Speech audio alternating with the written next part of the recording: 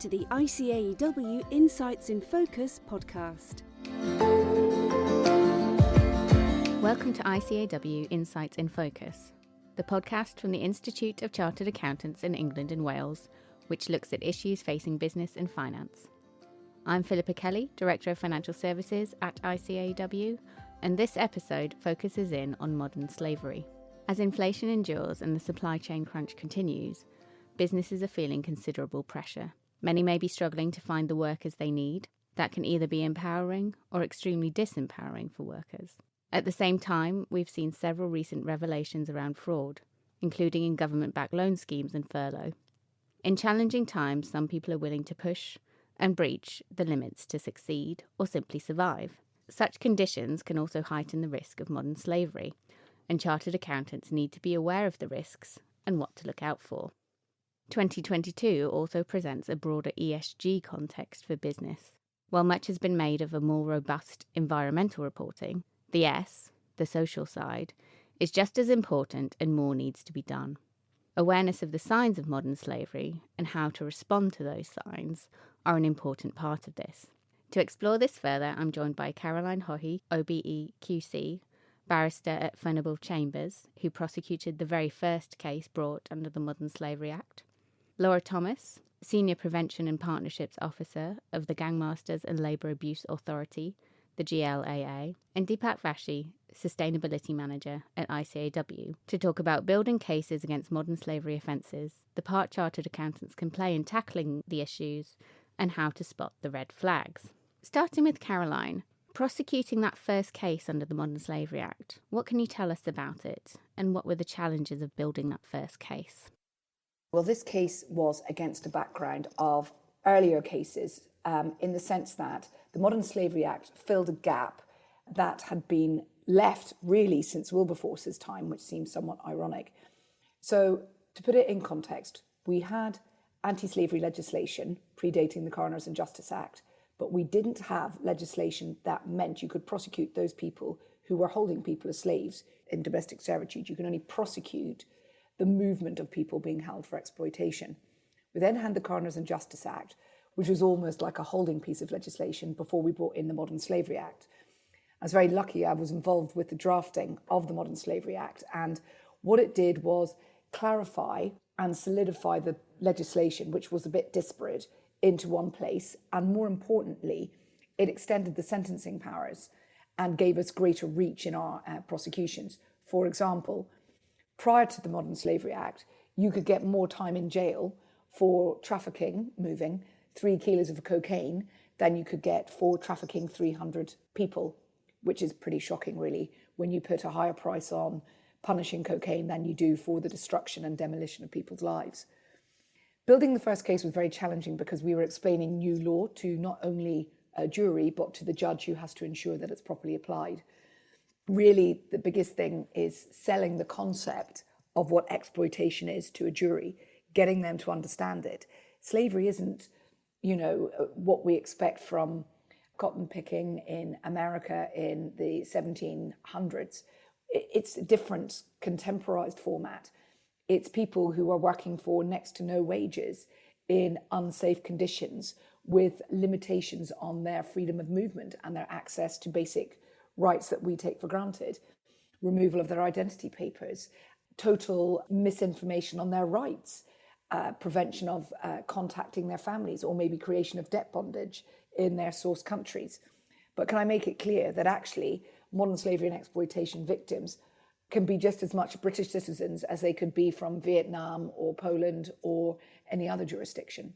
So it was challenging really on two fronts, which is communicating the new law and finding a way of explaining contemporary servitude and slavery to modern society, the jury. And we're really keen to emphasise that in this podcast, is that this isn't simply a problem in other parts of the world. This is a very real issue in the UK as well. And you talked about some of the different elements there of building that case, both in terms of the legal concepts that the Modern Slavery Act brought together, and then the different types of evidence that you might be looking at and assessing. What is it that you tend to look for in building a case?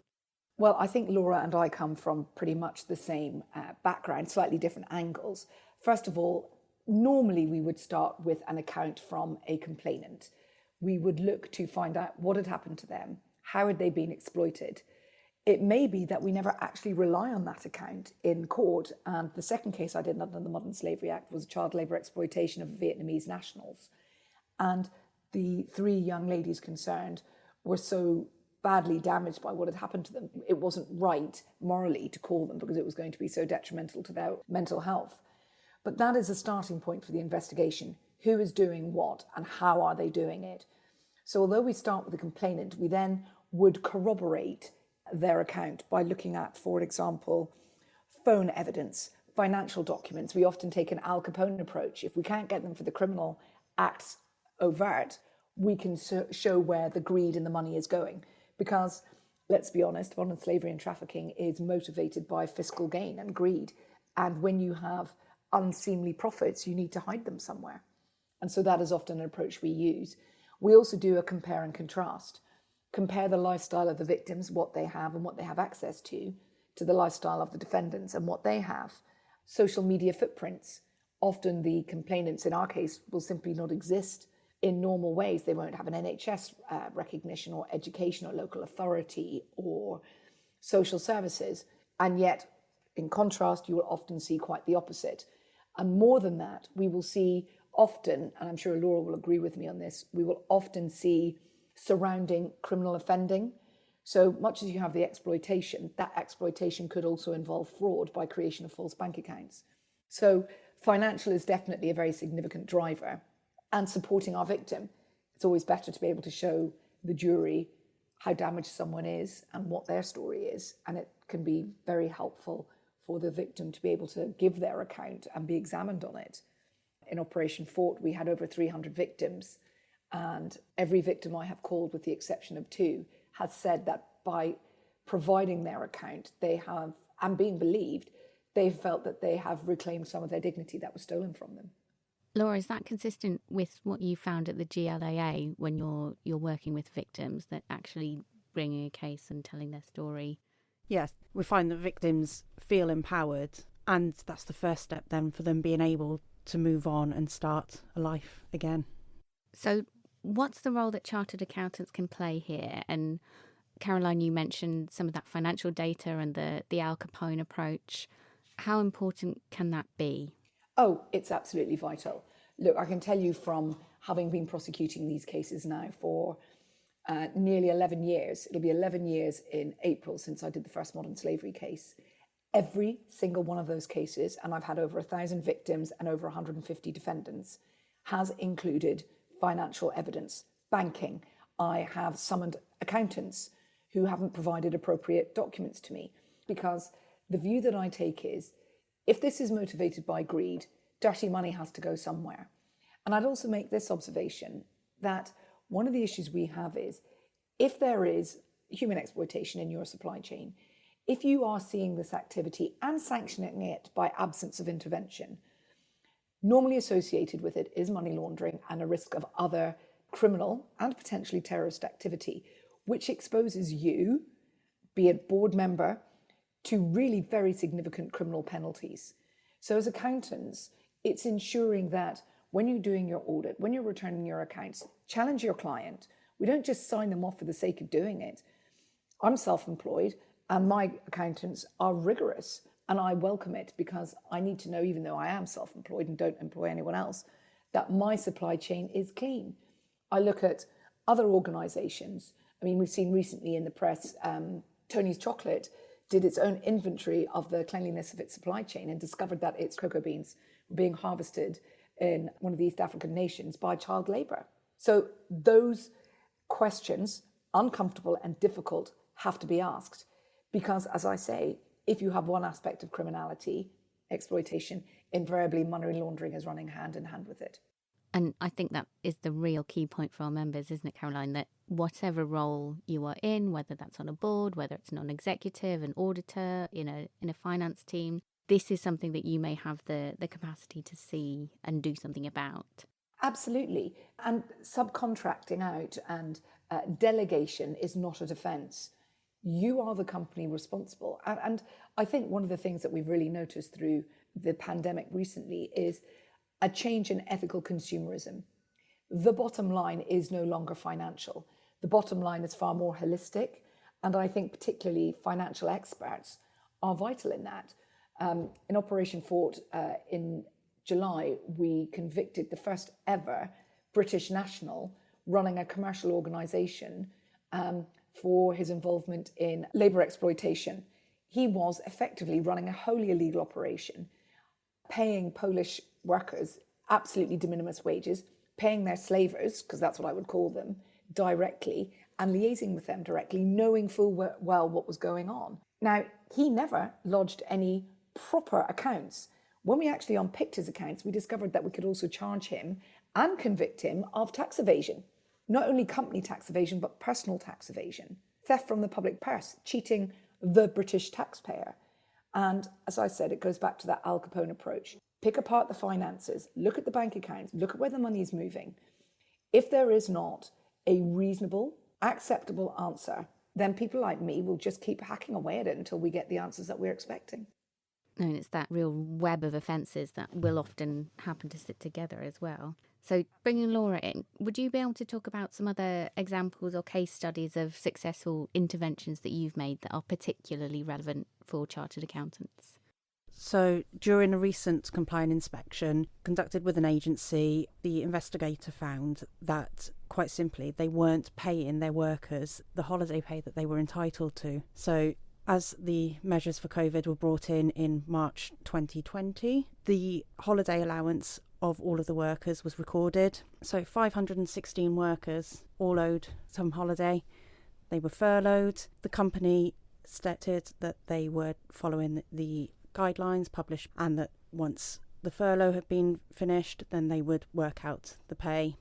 These workers in total were owed £36,971, and in going through the compliance inspection, the investigator was able to find this anomaly and ensure that the workers were paid what they were owed. So not on the same scale with a prosecution on this, but more of an intervention to make sure that people get what they are entitled to.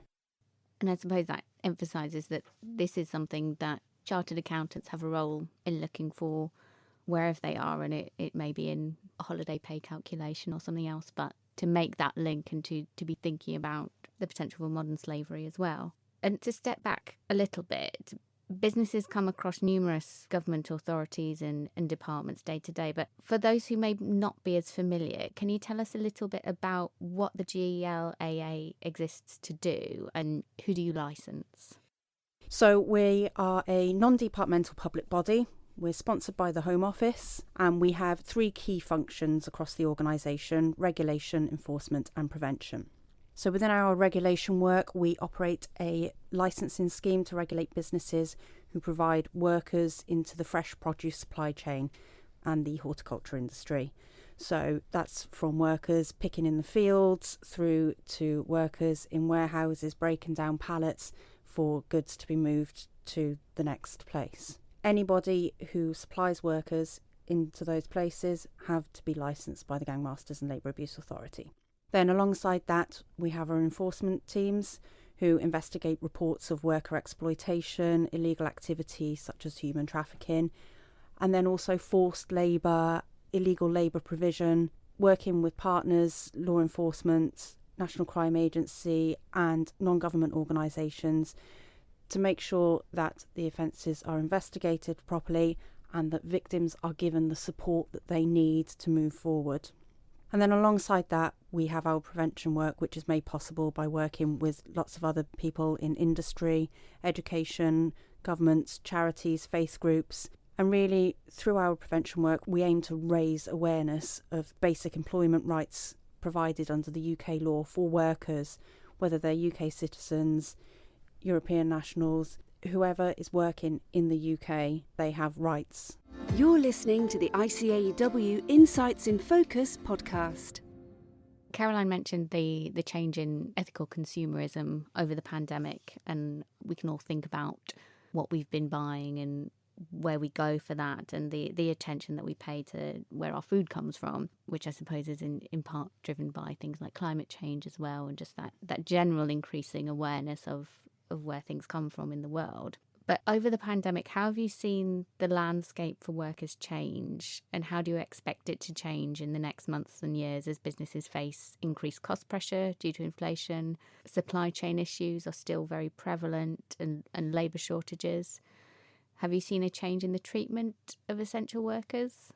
So labour shortages are in a lot of sectors, and this can lead to unscrupulous employers cutting corners. These practices existed before COVID, but have been exacerbated by the pandemic, by travel restrictions, and exploiters, as you know, target those with perceived weaknesses. They use those perceived weaknesses, such as a lack of education or not being able to speak the language of their co-workers. They use these weaknesses to control them. They'll tell them things like they're here illegally and don't trust the authorities. And then through that, they're able to take their money from them. We work with lots of different areas. We have different protocols in place, such as the construction protocol. We support UK visas and immigration with the Seasonal Workers pilot. And we've also looked at the development of the Workers' Rights Award, which is available across the UK. And it very simply educates workers about what their rights are. It teaches people things that we may take for granted, like how to read a payslip, how to make sure that they're being paid national minimum wage, how to make sure that they're getting the annual leave, the sick pay that they're entitled to, and giving people tools to see and understand what they are entitled to empowers them, and it means that those potential exploiters don't have as much opportunity to exploit these vulnerable people.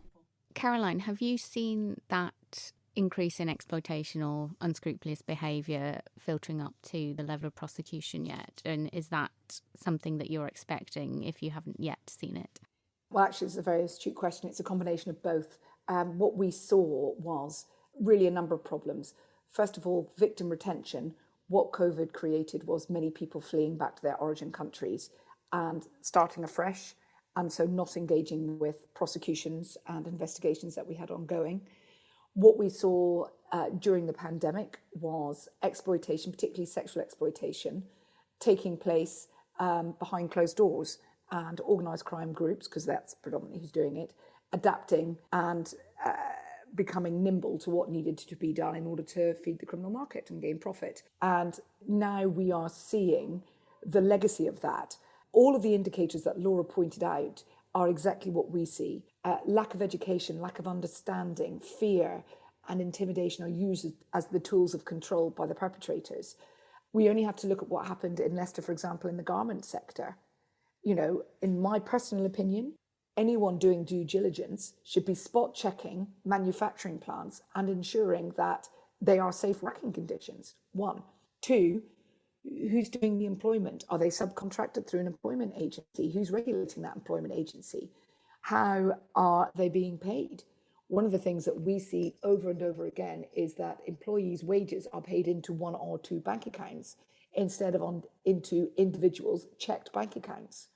All it takes is someone being paid to show them their bank card in their own name going to them. And you remove one of the elements of control for perpetrators. It's tough keeping complainants engaged, and the cases that I'm seeing come through now, we are seeing that it's being pushed further and further underground, and that's a real problem. And also, companies are fiscally more desperate. You know, the economy is changing, inflation is on the increase, things cost more, and I can see that there will be an increase in the levels of exploitation that we have. And it's not just big manufacturing or recycling, it's things like your high street nail bar. Go in and pay £30 or less, £15 for a manicure, and it takes an hour. Break that down. You're paying for the materials, you're paying for the rent, you're paying for the rates, you're paying for tax. How can it really be justified at £15 an hour? And you have to ask the questions, where's the profit being made? And those who are returning the books, particularly in cash-heavy businesses, need to be mindful of that. And as I said, ask those searching, challenging, uncomfortable questions. Otherwise, they could end up with me prosecuting them. And to be honest, I'm not very nice. I don't think any of us would want that. Those factors that you've talked about, some of those illustrations of what people might be doing, and as Laura said, that control that they're looking to exert amidst these more difficult circumstances for businesses and otherwise that are pushing it underground, as you said, Caroline. What would you say to a chartered accountant who might be sceptical about a business or their need to be licensed or comply with the regulation? Because this feels like a bit of a can of worms, and if you start looking, you don't know how long that thread is going to be. And just to help our members be more sceptical now than perhaps I have been in the past.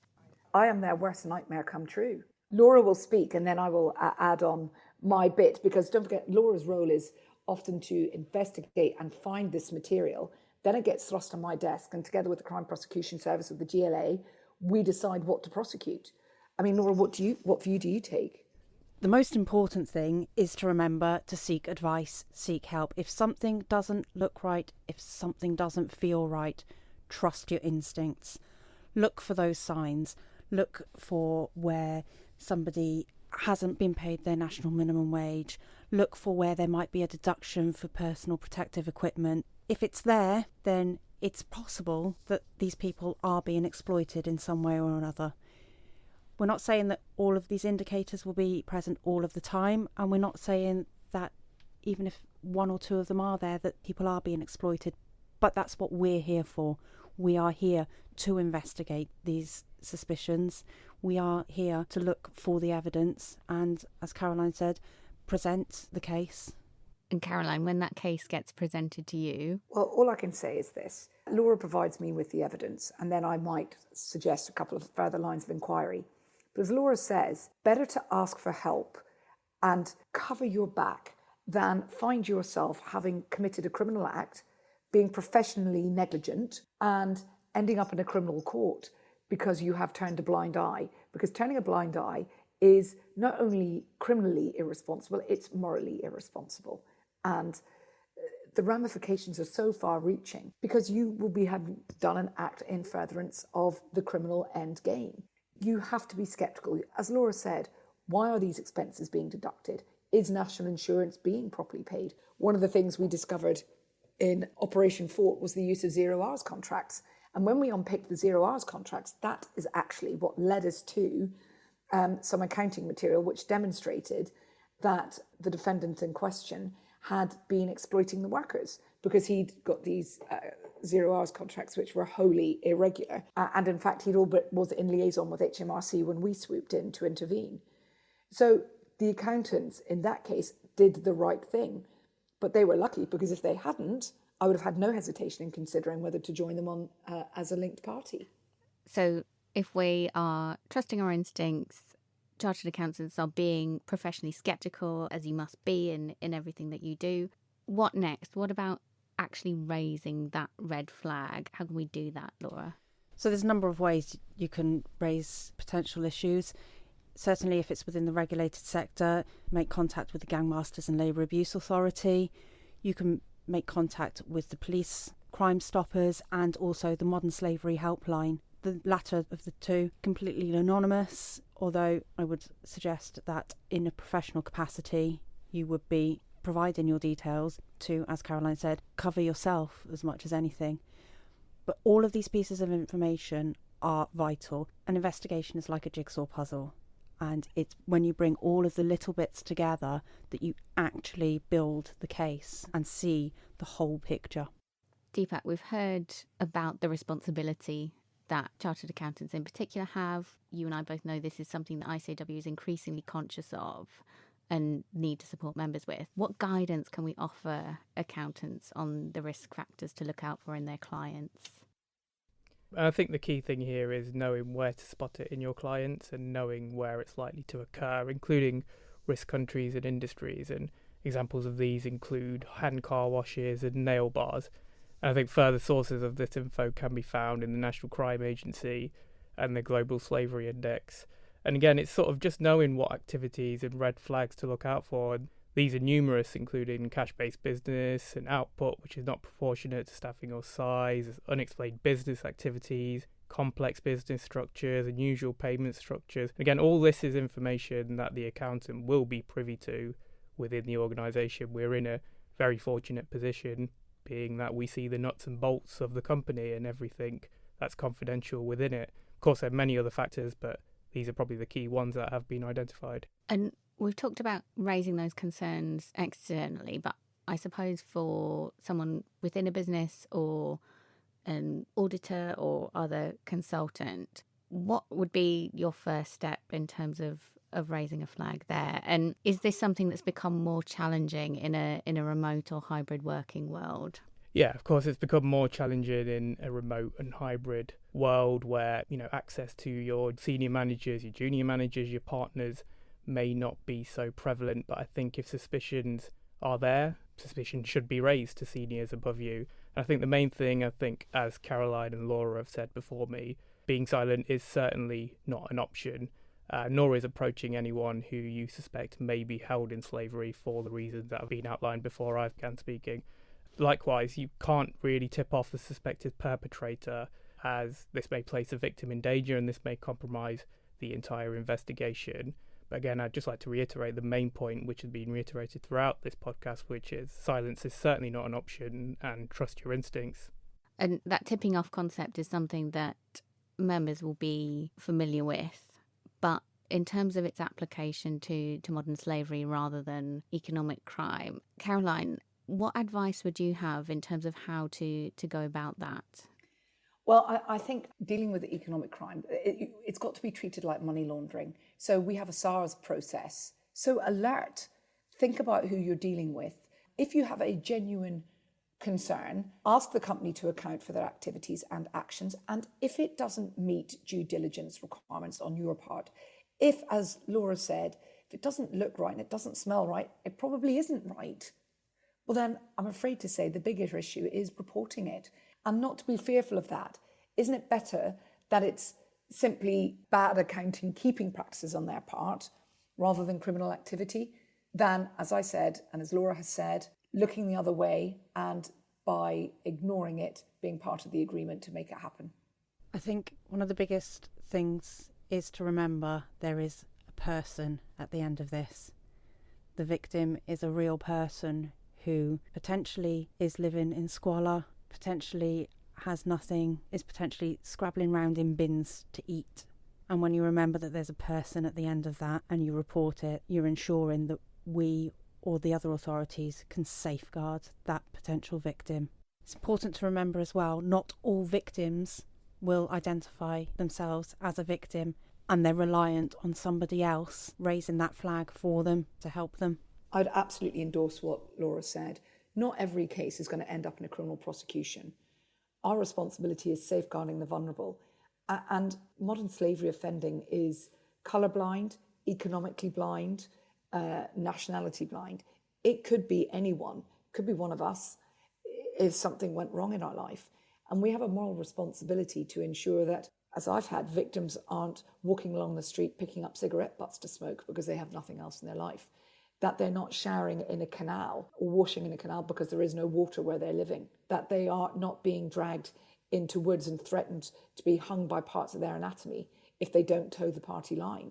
And that, simply taking on your decent moral duty and asking how someone is the most important thing, because ignoring someone and allowing their life to be stolen from them isn't something I'm particularly comfortable with.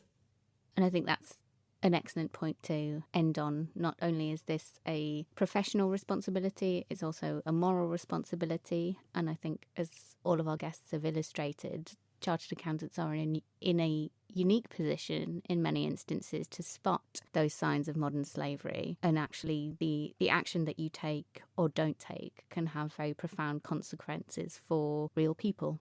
That's all we have time for today. My thanks to all our guests. You can find the resources referred to during this podcast and more information about Without Question, ICAEW's forthcoming training film made in collaboration with HMRC, in the show notes. More guidance is available at icaew.com/modern slavery. Thank you very much for listening, and remember to subscribe to ICAEW Insights wherever you get your podcasts. We hope you enjoyed this episode. If you want to hear more from ICAEW, subscribe on Apple Podcasts, Spotify, or wherever you get your podcasts.